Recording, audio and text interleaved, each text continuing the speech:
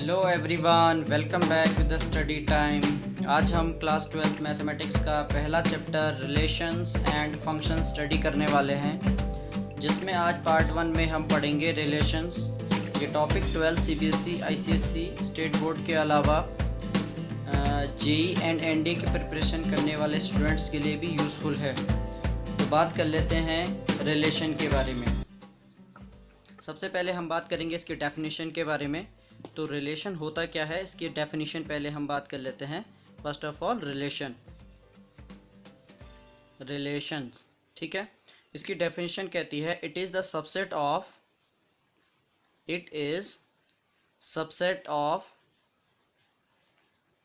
Subsets of the Cartesian product.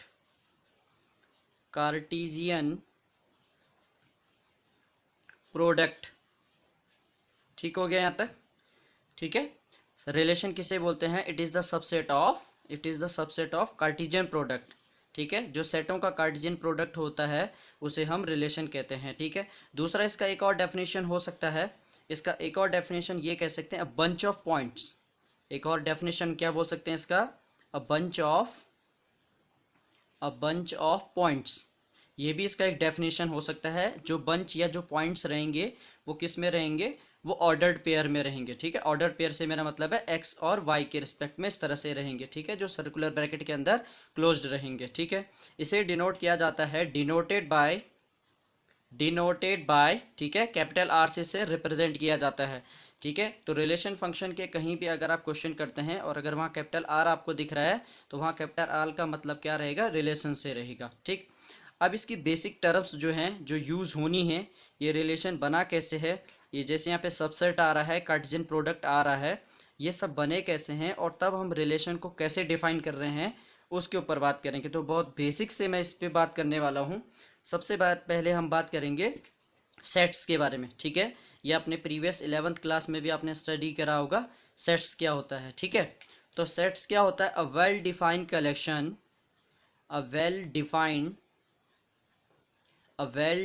Collection, ठीक है, जो बिल्कुल क्या होना चाहिए? डिफाइन होना चाहिए, ठीक है, ऑफ द ऑब्जेक्ट का वेल डिफाइंड कलेक्शन को ही हम क्या कहते हैं? आपका सेट कहते हैं। और इसको किस में रिप्रेजेंट किया जाता है? इनको कैपिटल लेटर्स में रिप्रेजेंट किया जाता है, like A, B, C and so on, ठीक है। ये हमारा सबसेट्स कहलाते हैं, ठीक। दूसरी डेफिनेशन जो इसमें यूजफुल है वो है सबसेट के बारे में, ठीक है। सबसेट्स क्या होता है, ठीक है, क्योंकि सबसेट्स को ही एक प्रकार से हम रिलेशन कह रहे हैं, ठीक है। जब ये आपका दो सेट आपस में कार्टेशियन प्रोडक्ट करेंगे तो जो उनका सबसेट बनता है उसी को हम रिलेशन बोलते हैं। तो सबसेट क्या होता है? लेट टू सेट्स, ठीक है, लेट टू सेट्स, दो हमारे पास क्या है? नॉन एम्प्टी सेट हैं। सपोज ए एंड बी दो नॉन एम्प्टी सेट है हमारे पास, ठीक है। Let two sets A and B, ठीक है। तो कंडीशन क्या है? If every elements of set A must be in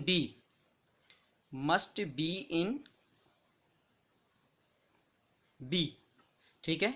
means कहने का मतलब ये है कि ए के कोई भी एंट्रीज, ठीक है, कोई भी से मेरा मतलब है, मिस्टेक हो गया, सेट ए के हर एक एलिमेंट अगर सेट बी में है तो हम उसे कहेंगे सबसेट, ठीक है। सबसेट को रिप्रेजेंट किया जाता है इस तरह से। If A is the subset of B है, इसका मतलब ये हो गया कि ए की सारी एंट्रीज कहाँ रही होंगी? बी में रही होंगी, ठीक है। इसको एक एग्जाम्पल के थ्रू भी हम समझ सकते हैं। सपोज कोई सेट है हमारे पास, ए सेट है बच्चों, और वो है 1 2 3, इसके अंदर एंट्रीज हैं, ठीक है। बी कोई सेट है, अनदर सेट है हमारे पास, इसके अंदर एंट्रीज है 2 3 1 5 9, ठीक हो गया। तो देख रहे हैं आप, ए की सारी एंट्रीज 1 2 3 किसके अंदर है? बी के अंदर भी हैं। इसका मतलब ये हो गया A is the subset of B. दूसरी डेफिनेशन हमारी ये यूज़ हुई थी, ठीक है। तो सेट्स क्लियर हो गया आपको, ठीक। Well defined collection of object को हम क्या कहते हैं? सेट्स कहते हैं। सबसेट क्या हुआ? ए बी का सबसेट तब कहलाएगा जब ए की सारी एंट्रीज बी के अंदर होंगी, तो वो सबसेट कहलाएगा हमारा। क्लियर हो गया यहाँ तक बात? अच्छा, अब आती है बात ऑर्डर्ड पेयर के बारे में, ठीक है। एक और छोटा सा पॉइंट यहाँ पे आ जाता है, ऑर्डर्ड पेयर क्या होता है? ऑर्डर्ड ऑर्डर्ड पेयर, ये कुछ नहीं है, इसमें ज़्यादा घबराने वाली बात नहीं है। ऑर्डर्ड पेयर का मतलब है जो इस फॉर्म में रहेंगे ए कॉमा बी में, ठीक है, जिसमें जो ये पहली पोजीशन पे जो एंट्री है वो सेट ए को बिलोंग करेगी और जो दूसरी पोजीशन में जो एंट्री है वो सेट बी को बिलोंग करेगी।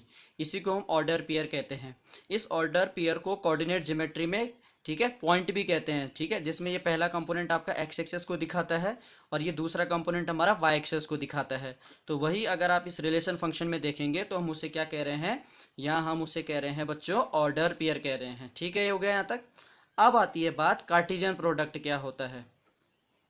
कार्टेशियन प्रोडक्ट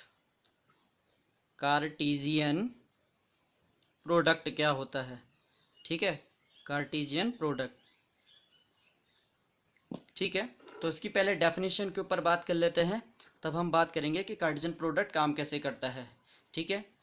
तो let A and B are two non empty sets. कैसे सेट हैं ये, टू नॉन एम्प्टी सेट्स, ठीक है। देन कार्टेशियन प्रोडक्ट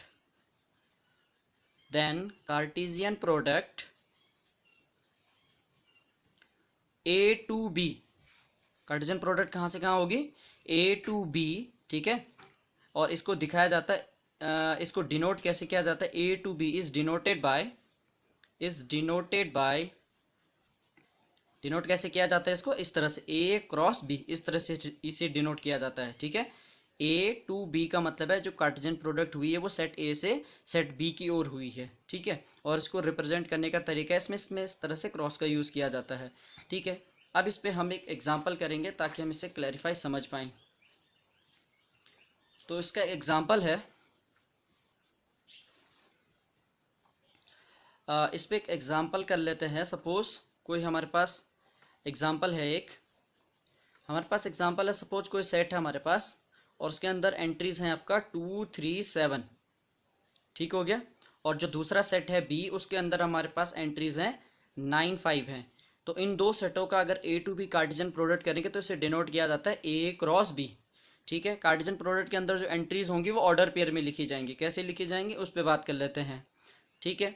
ये जो 2 है ये पहले 9 के साथ, दूसरे सेट के 9 के साथ क्या करेगा, कार्टेशियन प्रोडक्ट करेगा। तो कैसे लिखते हैं इसे, ऑर्डर पेयर में लिखते हैं। देखो 2 उसका फिर कितना आ जाएगा 9, ठीक है। फर्स्ट पोजीशन पे पहले सेट का एलिमेंट आता है और सेकंड पोजीशन पे सेकंड सेट का एलिमेंट आता है, ठीक है। फिर 2 किसके साथ करेगा, 2 जो है 5 के साथ करेगा, 2 5 के साथ करेगा। उसी तरह से 3 फिर किसके साथ करेगा, 9 के साथ करेगा। और फिर 3 किसके साथ करेगा, 5 के साथ करेगा। उसी तरह से 7 किसके साथ करेगा, 9 के साथ करेगा। और फिर 7 किसके साथ करेगा, 5 के साथ करेगा, ठीक है। तो प्रोडक्ट करना नहीं है, उनको ऑर्डर पेयर में आपने लिख देना है, ठीक है। और इस सेट को एंट्री को आपको क्लोज कर देना है, ठीक। यही जो है इन दोनों का कार्टेशियन प्रोडक्ट रिप्रेजेंट कर रहा है। और इसी कार्टेशियन प्रोडक्ट को हमने क्या नाम दिया था, रिलेशन नाम दिया था हमने, ठीक है। यही इनका क्या है, रिलेशन भी है, इसी को हम रिलेशन बोलते हैं। इसीलिए आपको मैं यहाँ बेसिक में इसको लाया, ठीक हो गया यहाँ तक। रिलेशन समझ में आ गया। Relation it is the Cartesian product of 2 sets, ठीक है। मोर देन 2 सेट्स भी हो सकते हैं, ठीक है, उसमें ट्रिपलेट टाइप के एलिमेंट बन जाते हैं, ठीक है। अब इस रिलेशन को रिप्रेजेंट कैसे किया जाता है उस पर ऊपर बात कर लेते हैं, ठीक है। तो रिप्रेजेंटेशन ऑफ रिलेशन, रिप्रेजेंटेशन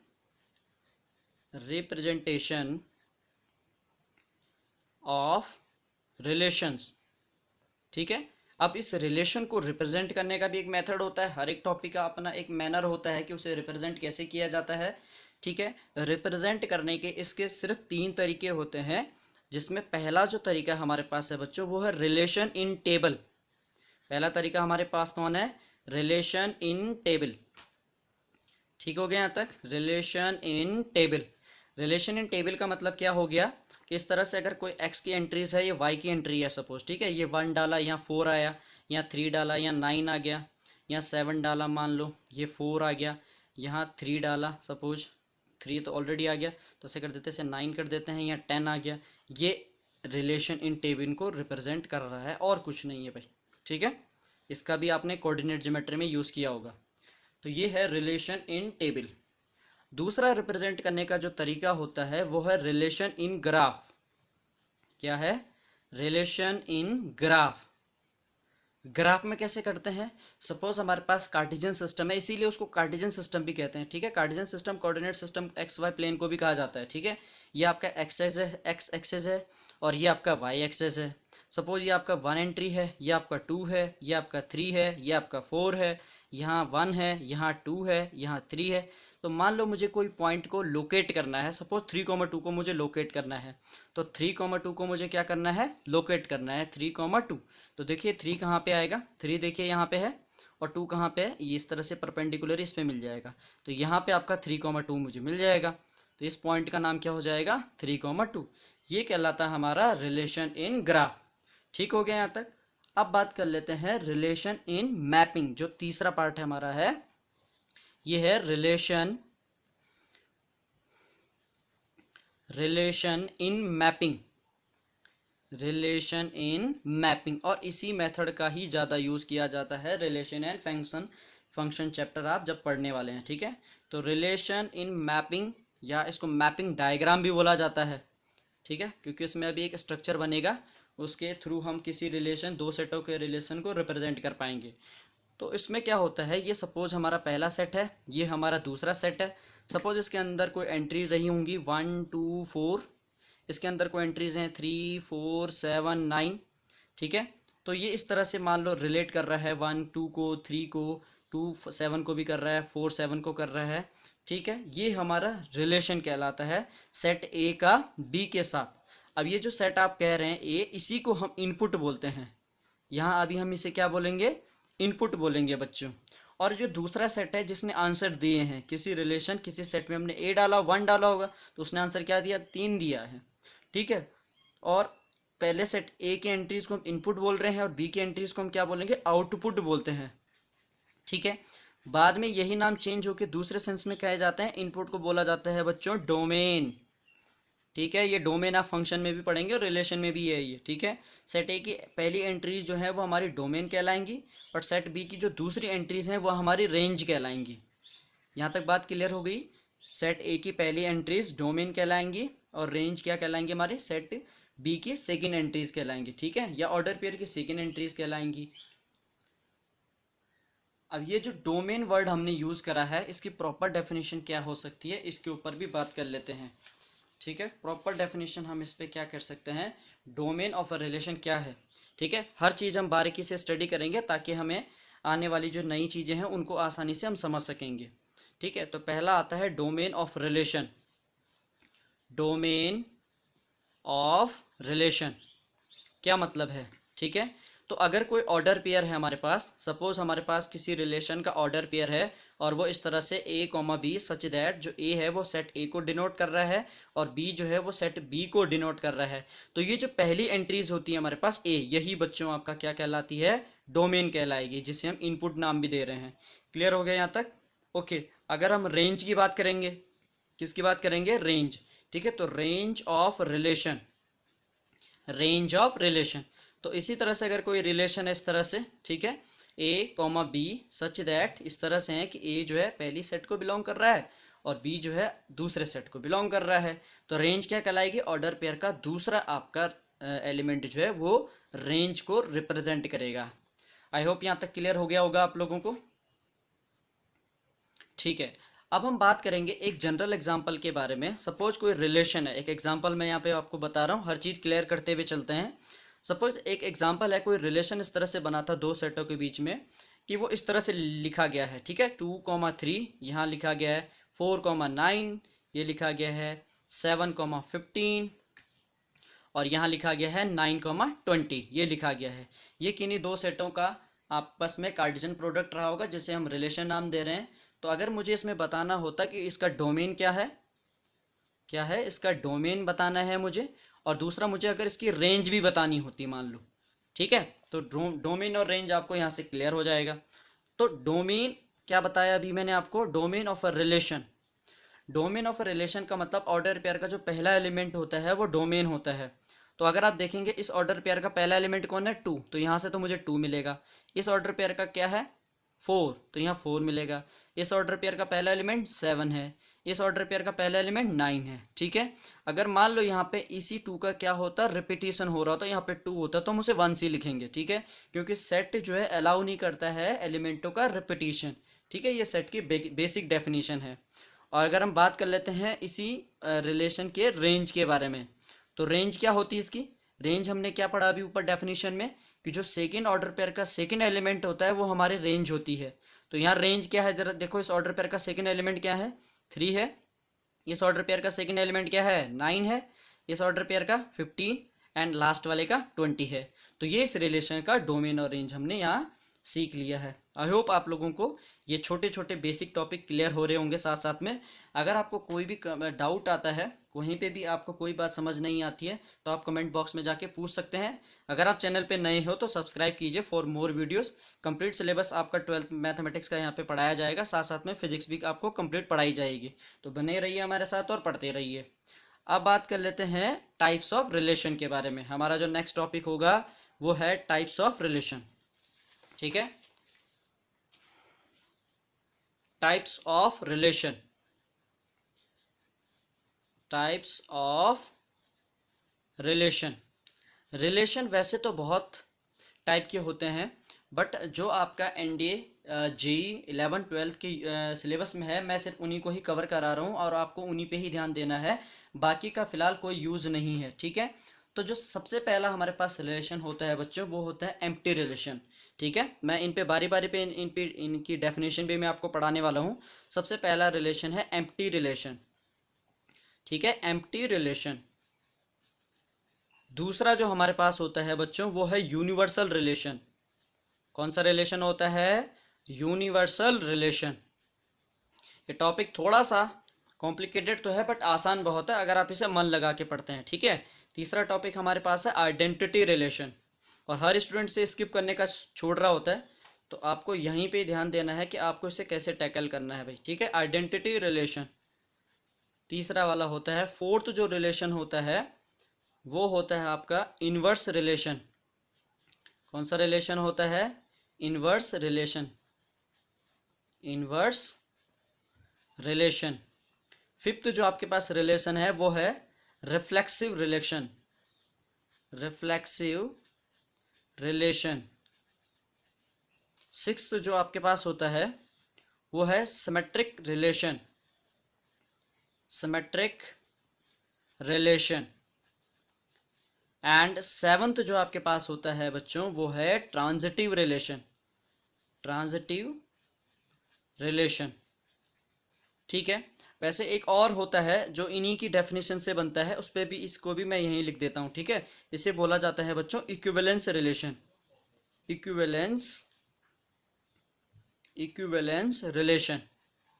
ठीक है, इन सारी रिलेशन को हम स्टडी करने वाले हैं one by one with definition के साथ। ठीक है, आपको और इनसे रिलेटेड जो जेईई और एनडीए में क्वेश्चन पूछे जाते हैं शॉर्टकट बेस, उन पे भी मैं लास्ट में अभी आपसे चर्चा करने वाला हूँ कि उनके फॉर्मूले क्या रिलेटेड होते हैं। तो बने रहिए और अंत तक वीडियो को देखते रहिए। ठीक है, सबसे पहला रिलेशन होता है बच्चों वो है एम्प्टी रिलेशन। ठीक है, जो मैंने अभी आपको लिखाया था एम्प्टी रिलेशन क्या है। सबसे पहला वाला कौन होता है? Empty relation. ठीक है, ये है आपका एम्प्टी रिलेशन। ठीक है, एम्प्टी रिलेशन क्या कहते हैं? अगर किसी कार्टेशियन प्रोडक्ट का, या ये कहें कि कोई 5 सेट है, उसका किसी भी सेट से या किसी भी रिलेशन से कोई एलिमेंट रिप्रेजेंट ही नहीं है या कंटेन ही नहीं कर रहा है, ठीक है, उसे हम एम्प्टी रिलेशन कहते हैं। ठीक है, 5 is the subset of R. वैसे भी आपने डेफिनेशन पढ़ी होगी, empty set it is empty set is the subset of every set. ठीक है, तो इसी को हम क्या कहते हैं बच्चों? एम्प्टी रिलेशन कहते हैं। ठीक है, तो हम इसको डेफिनेशन में इस तरह से लिख सकते हैं, no element, no element, no element related to R, related to R. इसको हम हमेशा, हम इसको क्या कहते हैं? Also, also, also called void relation. बच्चों इसको क्या कहा जाता है? वॉइड रिलेशन भी इसे कहा जाता है। ठीक है, इसको कैसा रिलेशन कहा जाता है? वॉइड रिलेशन भी कहा जाता है। ठीक है, तो जैसे कोई हमारे पास एक क्या है, फ्रूट बास्केट है, ठीक है, और सपोज इसके अंदर आपका 10 एप्पल्स हैं, इसके अंदर क्या है, 10 आपके एप्पल्स हैं। क्लियर हो रहा है यहाँ तक, आपको दिख रही है इमेज? बढ़िया। आपका इस फ्रूट बास्केट के अंदर 10 एप्पल्स है, तो मुझे बताइए क्या इसके अंदर ऑरेंज पाए जाने की संभावना है? क्या इसके अंदर ऑरेंज पाया जा सकता है? नहीं। तो इसी को हम क्या कहेंगे, एम्प्टी रिलेशन कहेंगे बच्चों में से। आई होप यहाँ तक क्लियर हो गया आप लोगों को, ठीक है। और एक और बात जो इंपॉर्टेंट है, नोट करके आपको लिखनी है, वो ये है, this is the smallest relation, ठीक है। स्मॉलेस्ट रिलेशन यही होता है हमारे पास, ठीक है, स्मॉलेस्ट रिलेशन, ठीक है। सबसे छोटा रिलेशन हमारे पास यही होता है, एम्प्टी रिलेशन जिसे हम बोल रहे हैं, ठीक है। और आपको एग्जांपल भी समझ में आ गया होगा। क्लियर है यहाँ तक? अब आती है बात यूनिवर्सल रिलेशन के बारे में, ठीक है। अगला है टॉपिक आपका यूनिवर्सल रिलेशन। यूनिवर्सल ओ स्केच बी, यूनिवर्सल रिलेशन, ठीक है भाई। क्या है ये रिलेशन? यूनिवर्सल रिलेशन का मतलब, ये डेफिनेशन कहाँ से उठाई गई उस पर पहले चर्चा कर लेते हैं। देखो आपने ये भी पढ़ा होगा, कोई सेट खुद का भी सबसेट होता है, ठीक है। तो अगर आप देखेंगे डायरेक्ट, अगर मैं इसकी डेफिनेशन पे जाऊंगा, यहाँ से डेफिनेशन जनरेट करने का कहते हैं कि जो डेफिनेशन है वो कहती है एवरी एलिमेंट ऑफ ए, ठीक है, element every element of set A is related to, क्या है इसका, related to every element of A, ठीक हो गया। ये इसकी डेफिनेशन कहती है। और हम जैसे लोग इसको साधारण भाषा में कैसे लिखते हैं, आर का मतलब क्या है, यहाँ पे रिलेशन है, ठीक है। Cartesian product of A cross है, इसको हम क्या कहते हैं, यूनिवर्सल रिलेशन कहते हैं। या खुद का खुद के साथ भी कहते हैं, ऐसा नहीं है कि ए क्रॉस ए ही होगा, हम ये भी बोल सकते हैं R is A cross B, ठीक है। और इसको ऐसे भी लिखा जा सकता है, R is the subset of A cross B, ठीक है। ए क्रॉस बी को तो हम आर कह रहे हैं, ए क्रॉस बी को ही तो हम रिलेशन कह रहे हैं, तो यही आपका यूनिवर्सल रिलेशन कहलाता है बच्चों, ठीक है। और इसमें आपको नोट करने वाली बात जो है वो ये है, this is the largest relation, ठीक है। ये क्या है भाई, दिस इज लार्जेस्ट रिलेशन। कैसा रिलेशन है, सबसे बड़ा रिलेशन यही होता है, ठीक है। तो अगर आपसे पूछा जाए in which the following is the largest relation, अगर वहाँ यूनिवर्सल रिलेशन है तो फटक से उस पर आपको टिक कर देना है। अब आती है बात आइडेंटिटी रिलेशन पे, ठीक है। आइडेंटिटी रिलेशन, आइडेंटिटी रिलेशन क्या होता है भाई, आओ इस पे चर्चा करें। आइडेंटिटी रिलेशन का मतलब होता है every element of set A, every element of set A, every element of set A is related to itself,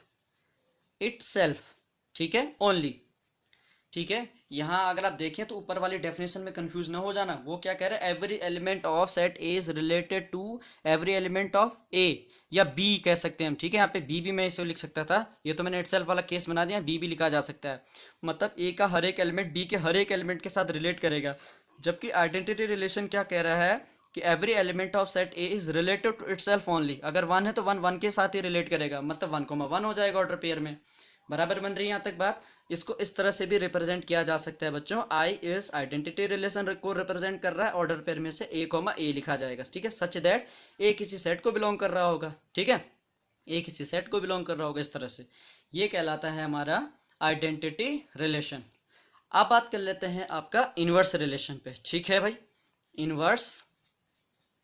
inverse relation क्या होता है, इसके ऊपर चर्चा कर लेते हैं, ठीक है।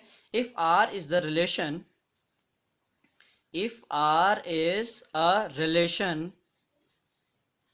If R is the relation from set A to set B, ठीक है। इनवर्स रिलेशन क्या है, आर जो है आपका जो है रिलेशन है from set A to B को रिप्रेजेंट कर रहा है। तो आप इसको इस तरह से तो लिखते हैं, आर इस तरह से, कार्टेशियन प्रोडक्ट आप इस तरह से दिखाते हो, ए क्रॉस बी, और आप इसे कैसे लिखते हैं, इसे आप इस तरह से लिखते हैं कि इनका जब कार्टेशियन प्रोडक्ट हुआ होगा तो ए बी आया होगा, जिसमें ए ने जो है वो पहले सेट का एलिमेंट रहा होगा, बी जो है वो दूसरे सेट का एलिमेंट रहा होगा। तो जो आर इनवर्स है बच्चों, ठीक है, जो आर इनवर्स है वो कैसे रिप्रेजेंट किया जाएगा, आर इनवर्स में ये जो एलिमेंट है आपका, ये आपका क्या कहलाता है, रिवर्स हो जाते हैं, ठीक है। तो इसको इस तरह से लिखा जा सकता है बी कॉमा ए, ठीक है। क्या क्या क्या लिखा जा सकता है, B comma A such that आपका बी जो है दूसरे एलिमेंट को बिलोंग करेगा, बी सेट को बिलोंग करेगा, और ए जो है ए सेट को बिलोंग करेगा। तो कुछ है नहीं कि इन्वर्स का मतलब क्या है, आपको बस ऑर्डर पेयर के एलिमेंटों को रिवर्स कर देना है, यही हमारा इन्वर्स रिलेशन कहलाता है, ठीक है। यहाँ तक बात क्लियर हो गई। अब बात कर लेते हैं बच्चों रिफ्लेक्सिव रिलेशन के बारे में। अब हमारा जो अगला टॉपिक है वो है रिफ्लेक्सिव रिलेशन। कौन सा रिलेशन है, रिफ्लेक्सिव, रिफ्लेक्सिव, रिफ्लेक्सिव रिलेशन क्या है भाई, ये इसके ऊपर देखिए, ठीक है, क्योंकि ये सिलेबस का पार्ट भी आपका है और इससे क्वेश्चन भी बनता है आपका। रिफ्लेक्सिव रिलेशन क्या होता है, a relation is reflexive, a relation, a relation is reflexive, a relation is reflexive, ठीक है, if every element, if every element of set A, of set A maps, map किया जाता है, ठीक है, टू इटसेल्फ, टू इटसेल्फ, ठीक है। ये रिफ्लेक्सिव रिलेशन की बच्चों डेफिनेशन है, ठीक है। अगर आप इसे रिप्रेजेंट करना चाहते हैं तो इस तरह से किया जा सकता है। अगर इसमें शॉर्ट उसमें हम करें कि अगर कोई एलिमेंट है ए, ठीक है, वो सेट ए को बिलोंग कर रहा है, ठीक है, और आर इसका क्या दिखा रहा है, रिलेशन दिखा रहा है, तो ए कॉमा ए का मतलब खुद का खुद के साथ रिलेशन किसके अंदर होना चाहिए, आर के अंदर। ये बिलोंग का साइन है भाई, ठीक है, बिलोंग आर का मतलब है ए कॉमा ए जो है वो आर के अंदर होना चाहिए, तब हम उसे कैसे बोलेंगे, हम बोलेंगे उसे रिफ्लेक्सिव रिलेशन कहेंगे। क्लियर होगी यहाँ तक बात। अब आती है बात बच्चों सिमेट्रिक रिलेशन के बारे में, ठीक है। अगला जो टॉपिक हमारा है वो है symmetric relation, symmetric, symmetric relation. Symmetric relation क्या होता है, ठीक है। अब मैं इसको डायरेक्ट बता रहा हूँ और बहुत आसान भाषा में बता रहा हूँ। देखिए, अगर कंडीशन ये है कि अगर ए कॉमा बी जो है दो एलिमेंट है वो सेट ए को बिलोंग कर रहे हैं, ठीक है, ठीक है, अगर दो element set A and B हैं वो किसी सेट ए को बिलोंग कर रहे हैं, तो इफ कंडीशन होती है इसमें, मीन्स पहले ये होना चाहिए अगर ए कॉमा बी किसके अंदर पाया जा रहा है, आर के अंदर है, आर का मतलब रिलेशन के अंदर है, देन का मतलब तब बी कॉमा ए भी किसके अंदर होना चाहिए, आर के अंदर होना चाहिए, तभी हम उससे सिमेट्रिक रिलेशन कहेंगे, अदरवाइज नहीं कहेंगे, ठीक। इसी बात को रिप्रेजेंट करने का एक और तरीका होता है, अगर ए रिलेट कर रहा है, ठीक है, इफ कंडीशन है, if A is relate to B, ठीक है, इफ ए जो है बी के साथ क्या करेगा, रिलेट करेगा, देन बी भी ए के साथ क्या करना चाहिए, रिलेट करना चाहिए। अगर ये बात होती है तो आर को हम क्या कहते हैं इस केस में, आर को हम कह देते हैं कि ये कैसा रिलेशन हो गया है, सिमेट्रिक रिलेशन हो गया है, ठीक है। जैसे देखिए, जैसे कोई लाइन है, मान लो ये कोई लाइन है हमारी, ये लाइन L1 है और ये लाइन हमारी L2 है, सपोज ये लाइन L1 है और ये L2 है, ठीक है। तो जो पहला रिलेशन है वो ये है जो हम यहाँ पे मैं बना रहा हूँ कि सपोज कोई बहुत सारी लाइन्स है वो प्लेन में लाई कर रही हैं और L1 जो है वो आपका L2 के ऊपर परपेंडिकुलर है, L1 जो है वो क्या है, L2 के ऊपर क्या है, परपेंडिकुलर। इसका मतलब आप कह सकते हैं कि L1 कॉमा L2 क्या है, आर के अंदर है, मतलब इस प्लेन में पाया जाएगा। तो क्या L2 भी L1 के ऊपर परपेंडिकुलर है, बिल्कुल आपको दिख रहा होगा ये लाइन भी इसके ऊपर क्या है, परपेंडिकुलर है, ठीक है। L2 also, L2 comma L1 also in R, if line L1 is perpendicular on L2 then L2 is also perpendicular on L1 and this relation is known as, क्या रिलेशन कहलाता है ये कहलाता है आपका सिमेट्रिक रिलेशन। क्लियर हो गया यहाँ तक। अब हम बात कर लेते हैं बच्चों अगले टॉपिक के ऊपर, विच इज ट्रांजिटिव रिलेशन। अगला हमारा रिलेशन होगा transitive relation, transitive relation, transitive relation. Clear हो रहा है यहाँ तक भाई बात, ट्रांजिटिव रिलेशन क्या होता है, ठीक है, थके नहीं है आप लोग कहीं। देखिए ट्रांजिटिव रिलेशन क्या होता है इसके ऊपर चर्चा कर लेते हैं। ट्रांजिटिव रिलेशन में होता क्या है, डेफिनेशन के हिसाब से ना चलें, सीधे डायरेक्ट में बता रहा हूँ। लेट तीन एलिमेंट आपके पास ए कॉमा बी कॉमा सी और वो सेट ए को बिलोंग कर रहे हैं, ठीक है। आपने अब ट्रांजिटिव रिलेशन में कितने एलिमेंट उठाए हैं, तीन एलिमेंट आपने उठाए हैं और वो तीनों किसको बिलोंग कर रहे हैं, किसी सेट को बिलोंग कर रहे हैं। अब इसमें इफ कंडीशन देखो जरा, ठीक है। इफ कंडीशन का मतलब ये हो गया कि अगर ए कॉमा बी, ठीक है, एंड बी कॉमा सी किसके अंदर है, आर के अंदर, आर का मतलब रिलेशन के अंदर है, तो देन, ठीक है, देन ए कॉमा सी भी अगर आर के अंदर पाया जाता है, दिस इंप्लाइज आर क्या कहलाएगा आपका, ट्रांजिटिव कहलाएगा। ठीक है, इसकी थ्योरी थोड़ा सा कॉम्प्लिकेटेड होती है, बट अगर आप क्वेश्चन में लगाएंगे तो बहुत आसान आपको ये थ्योरी मिल जाएगी, आपको लगेगा ये तो बहुत आसान है भाई। ठीक है, तो ये ट्रांजिटिव कहलाएगा आपका, ट्रांजिटिव हो जाएगा। ठीक है, क्या कहा मैंने, ए बी सी कोई तीन एलिमेंट हैं जिस कोई सेट को बिलोंग कर रहे हैं, अगर ए कॉमा बी और बी कॉमा सी आर को बिलोंग करेंगे, मतलब ये ऑर्डर पेयर आपके रिलेशन के अंदर पाया जा रहा है। ये रिलेशन कहाँ से आया होगा, ए की कार्टेशियन प्रोडक्ट से आया होगा। ठीक है ना, तो अगर ए मतलब इसका पहला और इसका आखिरी, ध्यान रखें देखो ये दोनों भी सेम होते हैं, बी और बी, इसका पहला और आखिरी अगर आर के अंदर पाया जाएगा तो हम क्या कहेंगे, ये कैसा रिलेशन है, ट्रांजिटिव रिलेशन है। अब इस पे एक एग्जाम्पल कर लेते हैं आप लोगों को, तब शायद ये क्लियर हो जाएगा। ट्रांजिटिव रिलेशन पे एग्जांपल देखो जरा। ठीक है, मान लो कोई प्लेन है, ठीक है, और प्लेन में जो है बहुत सारी लाइनें लाई कर रही हैं जो पैरेलल हैं आपस में। तो ये देख लीजिए आप, ये लाइन आपका लाइन L1 है, ये आपका लाइन L2 है, ये लाइन आपका L3 है। तीन लाइन है आपस में क्या है, पैरेलल है। तो हम ये कह रहे हैं कि सपोज जो है L1 L2 L3 and so on are the lines which are parallel in a plane, that's all. तो जो पहला रिलेशन कह रहा है देखो, L1 L2 L3 क्या है, लाइन है। ठीक है, लाइन का मतलब सेट है, ये किसका सेट है, लाइनों का सेट है। कैसी लाइन है, पैरेलल लाइन है। ठीक है, तो देखो जरा पहला केस बताओ मुझे, क्या L1 L2 and L2 and L3 क्या ये पैरेलल नहीं है, L1 L2 के पैरेलल है और L2 किसके पैरेलल है, L3 के। उसने कहा था इफ कंडीशन को बनाओ, इफ कंडीशन का मतलब ए बी, मतलब L1 L2 B C L2 L3 क्या किसके अंदर होने चाहिए, आर के अंदर, मतलब ये पैरेलल होनी चाहिए। ये कैसी लाइनें हैं, पैरेलल हैं। तो क्या मुझे बताइए, अगर ये इसके पैरेलल है और ये इसके पैरेलल है तो क्या L1 L3 के पैरेलल नहीं है। तो देखिए जरा आप देखिए, L1 कॉमा L2 L2 है ना, L2 L1 comma L2 sorry L3 होगा ना, L3 जो है आपस में क्या हो जाएगी, पैरेलल हो जाएगी। इसका मतलब ये जो रिलेशन है वो आपस में ट्रांजिटिव रिलेशन है। क्लियर हो गया यहाँ तक बात, अच्छे से आ गया आपको समझ में। ठीक है, आपने इसी वीडियो को 2-3 बार देखना है, अगर जहाँ पे डाउट होगा तो कमेंट बॉक्स में लिखना कि क्या नहीं आया। ठीक है, नेक्स्ट पार्ट में हम ये भी करेंगे कि इसके क्वेश्चन करेंगे हम, ताकि हमको थ्योरी अच्छे से समझ में आ जाए कि किस थ्योरी का क्या मीनिंग था। उसके बाद अगला जो पार्ट मैंने आपको लिखाया था बच्चों, वो था इक्विवेलेंस रिलेशन। ठीक है, क्या था भाई, इक्विवेलेंस, इक्विवेलेंस रिलेशन। ठीक है, इक्विवेलेंस रिलेशन क्या कहलाता है, ठीक है, a relation R, a relation R is said to B, is said, अच्छा आपको दिख ही नहीं रहा है ना, is said to be equivalence relation if R must satisfied, R must be satisfied, satisfied. ठीक है, तीन कंडीशन को सेटिस्फाइड करेगा। पहला, वो रिलेशन आपका रिफ्लेक्सिव होना चाहिए। ठीक है भाई, ये रिलेशन वैसा, वो रिलेशन आपका रिफ्लेक्सिव होना चाहिए। दूसरा, वो सिमेट्रिक भी होना चाहिए, वो रिलेशन सिमेट्रिक भी होना चाहिए। तीसरा, वो ट्रांजिटिव भी होना चाहिए, वो रिलेशन आपका क्या होना चाहिए, ट्रांजिटिव रिलेशन भी आपका ही होना चाहिए। कहने का मतलब ये है कि वो रिलेशन आपका इक्विवेलेंस रिलेशन कहलाएगा जो इन तीनों कंडीशनों को होल्ड करेगा। इनमें से किसी भी कंडीशन को अगर ब्रेक करेगा तो वो इक्विवेलेंस नहीं कहलाएगा। क्लियर हो गया बात आपको, equivalence relation is the relation which satisfy all three relations, reflexive, symmetric and transitive, तभी हम उसे क्या कहेंगे, इक्विवेलेंस रिलेशन कहेंगे। ठीक है, तो ये तो था थ्योरेटिकल पार्ट जिसमें हमने चर्चाएं करी कि रिलेशन क्या होता है और रिलेशन के टाइप क्या हैं। अब एनडीए जेई और कम्पिटिटिव लेवल के जो एग्जाम आते हैं, ठीक है, अब तो ऑब्जेक्टिव क्वेश्चन भी आने लग गए हैं, उनमें जो ट्रिक बेस्ड क्वेश्चन पूछा जाता है अब हम उस पर चर्चा करने वाले हैं। ठीक है, तो आपने ये नोट कर देना है और इसके रिलेटेड आपको क्वेश्चन भी कराए जाएंगे।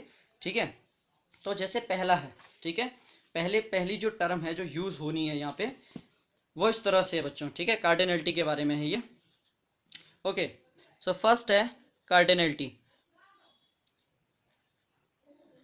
कार्डिनलिटी। ठीक है, कार्डिनलिटी का मतलब कुछ नहीं है भाई, कार्डिनलिटी का मतलब है number of element in set ए। ठीक है, कोई भी सेट है, नंबर ऑफ एलिमेंट्स को ये क्या करता है आपका, रिप्रेजेंट करता है, उसे हम कार्डिनलिटी बोलते हैं। ठीक है, तो एग्जांपल के तौर पे देख लेते हैं ताकि आपको साथ साथ में समझ में आ जाए, क्योंकि कार्डिनलिटी का सिंबल यूज होता है, वैसे इतना यूजफुल नहीं है ये। ठीक है, तो सपोज कोई सेट है ए और उसके अंदर जो एलिमेंट है वो है ए सी और डी, ये तीन एंट्रीज हैं इसके अंदर। ठीक है, तो नंबर ऑफ एलिमेंट कितने, तीन, तो इसकी कार्डिनलिटी कितनी हो जाएगी आपका, 3 हो जाएगा। ठीक है, तो इसको ऐसे दिखाया जाता है, N of A, number of element in set A is equal to 3, तो इसे हम इसी कार्डिनलिटी कहते हैं। क्लियर हो गया यहाँ तक बात। दूसरी इंपॉर्टेंट बात जो आपको बतानी है बच्चों, और जो यूजफुल है, जिससे एनडीए में भी और जेई में भी डायरेक्ट क्वेश्चन पूछे जाते हैं, ठीक है। तो सपोज अब देखो, अब आपको ये सिंबल क्लियर हो गया होगा, इसका मतलब क्या है, number of element in set A suppose क्या है, पी है, and number of element in set B क्या है, सपोज क्या है, क्यू है। कोई सेट ए है उसके अंदर पी एलिमेंट है, कोई सेट बी है उसके अंदर क्यू एलिमेंट है। तो अगर उनका कार्टेशियन प्रोडक्ट कराया जाएगा बच्चों, क्या कराया जाएगा उस सेट का, कार्टेशियन प्रोडक्ट, तो उसके अंदर नंबर ऑफ एलिमेंट कितने आ जाएंगे, पी क्यू। क्लियर हो गया। मान लो इसके अंदर 3 एलिमेंट थे और उसके अंदर 2 एलिमेंट थे, तो इन दोनों सेटों का अगर कार्टेशियन प्रोडक्ट किया जाएगा तो उसके अंदर 6 एलिमेंट आएंगे आपका। क्लियर हो गया यहाँ तक बात। अब नंबर ऑफ रिलेशन कितने बनेंगे, जो आपके लिए काम की बात है, ठीक है। हम इसको एक और नाम से जानते हैं, नंबर ऑफ सबसेट जिसे हम बोल रहे हैं, क्योंकि सबसेट नाम को ही हम क्या बोल रहे हैं, रिलेशन। तो नंबर ऑफ सबसेट या कहें आप नंबर ऑफ रिलेशन कितने बनेंगे, number of relation, number of relation कितने बनेंगे बच्चों, 2 to the power P Q, ये इसके रिलेशन बन जाएंगे। क्लियर हो गया यहाँ तक बात। किसी सेट, कोई सेट है आपके पास, देखो उसके अंदर पी एलिमेंट है, कोई सेट बी है उसके अंदर क्यू एलिमेंट है, तो अगर ये पूछा जाएगा इसके कितने रिलेशन बनेंगे, तो 2 to the power P Q ही उसके रिलेशन बनेंगे। क्लियर हो गया यहाँ तक बात। ठीक है, तीसरी बात जो है, जो इंपॉर्टेंट है आपका, मान लो इस तरह से एक छोटा सा एग्जांपल टाइप का ही समझ लीजिए इसे। मान लो कोई कार्टेशियन प्रोडक्ट है ए क्रॉस बी, वो रिलेट कर रहा है खुद के साथ ही, ए क्रॉस बी के साथ ही कर रहा है, और आपसे पूछा जा रहा है कि बताइए अगर किसी कोई सेट है ए और बी, वो खुद का कार्टेशियन प्रोडक्ट करके खुद के कार्टेशियन प्रोडक्ट के साथ रिलेट कर रहा है, तो नंबर ऑफ एलिमेंट कितने रहे होंगे, ठीक है। हमें क्या बताना है, नंबर ऑफ एलिमेंट या नंबर ऑफ रिलेशन बोल दीजिए यहाँ पे, नंबर ऑफ रिलेशन कितने रहे होंगे, ठीक है। तो देखो बहुत आसान है, देखो अगर ए के अंदर एम एलिमेंट रहे होंगे और बी के अंदर एन एलिमेंट रहे होंगे, तो कार्टेशियन प्रोडक्ट के अंदर कितने रहे होंगे, एम एन। क्लियर हो गया। ए के अंदर एम एलिमेंट, बी के अंदर एन एलिमेंट, तो कार्टेशियन प्रोडक्ट के अंदर एम एन एलिमेंट, उसी तरह से एम एन उसके अंदर भी आए होंगे। तो नंबर ऑफ जो रिलेशन आपके बनेंगे वो 2 टू द पावर, ठीक है। देखो इसका इसके साथ तो एम एन तो आएगा ही, ठीक है, साथ में और एक आएगा एम एन। क्लियर हो गया यहाँ तक बात आपको, ठीक है। M N into M N, या आप ये कह सकते हैं 2 to the power M N का स्क्वायर, ठीक है। ये बनेंगे बच्चों आपके नंबर ऑफ रिलेशन बनेंगे, अगर दो सेटों का कार्टेशियन प्रोडक्ट आपस में इटसेल्फ हो रहा है। बराबर बन गई यहाँ तक बात। उसके बाद फटाफट से क्विक और कर लेते हैं, जो काम की चीज़ें हैं और बहुत यूजफुल है बच्चों आपके लिए, ठीक है। पॉइंट नंबर 4, पॉइंट नंबर 4 कहता है total number of symmetric relation, ठीक है। टोटल नंबर ऑफ, दो सेटों के बीच में total number of symmetric relation अगर एग्जिस्ट कर रहे हैं तो कितने बनेंगे, तो total number of symmetric relation, symmetric दिख रहा है आपको, सिमेट्रिक रिलेशन कितने बनते हैं बच्चों, ये बनते हैं आपका 2 to the power n plus 1 over 2। ये कितने बनेंगे, इतने सिमेट्रिक रिलेशन आपके बनेंगे। क्लियर होगी यहाँ तक मेरी बात। अब आता है बात कि नंबर ऑफ रिफ्लेक्सिव रिलेशन कितने बनेंगे, ठीक है। तो पॉइंट नंबर 4 आपका आ गया, ये 4 क्या कह रहा है, number of reflexive relation on a set, ठीक है, on a set with an element, ठीक है, विद एन एलिमेंट्स, ठीक है। अगर उसके अंदर एन एलिमेंट है तो कितने बनेंगे भाई, 2 to the power n minus 1। ये n क्या है, ये आपको क्लियर कर दूं, ये n क्या दिखा रहा है, ये भी ना पता चल रहा होगा आपको। n दिखा रहा है आपका number of elements, number of elements को रिप्रेजेंट कर रहा है ये, ठीक है। ऐसा ना हो कि आपको n का ही नहीं पता है कि n क्या चीज़ है यहाँ पे, ठीक। एक ये हो गया। अगला उसके बाद एक और आता है बच्चों, वो है टोटल नंबर ऑफ रिफ्लेक्सिव और सिमेट्रिक। अगर किसी रिलेशन में वो रिलेशन रिफ्लेक्सिव भी हो रहा है और सिमेट्रिक भी हो रहा है, तो टोटल कितने बनेंगे वो। तो मैं इस टाइटल को लिख रहा हूँ इस तरह से, total number of reflexive and symmetric relation on set A having an elements. कितने एलिमेंट होने चाहिए, ऐसा ना कि आप इनफाइनाइट सेट का निकाल रहे हो, एन एलिमेंट का मतलब नंबर ऑफ एलिमेंट फाइनाइट भी होने चाहिए। तो कितने होते हैं बच्चों, 2 to the power n square minus n over 2। Clear हो गया यहाँ तक मेरी बात, ठीक है। देखो नंबर ऑफ रिफ्लेक्सिव रिलेशन अगर आपको निकालने हैं तो इस तरह से निकालेंगे, नंबर ऑफ सिमेट्री का भी मैंने बता दिया, और दोनों अगर हो रहे हैं उसमें तो कितने बनेंगे वो इस तरह से निकाल दिया मैंने। ठीक है, तो आई होप आप लोगों को ये वीडियो पसंद आया होगा। अगर पसंद आया है तो आप लाइक कीजिए, शेयर कीजिए अपने दोस्तों के साथ, फ्रेंड्स के साथ जिनके लिए यूजफुल है, और अगले पार्ट के लिए बने रहिए क्योंकि अगले पार्ट में हम इससे रिलेटेड क्वेश्चन करने वाले हैं। ठीक है, तब तक के लिए स्वस्थ रहिए, व्यस्त रहिए और मस्त रहिए। Thank you.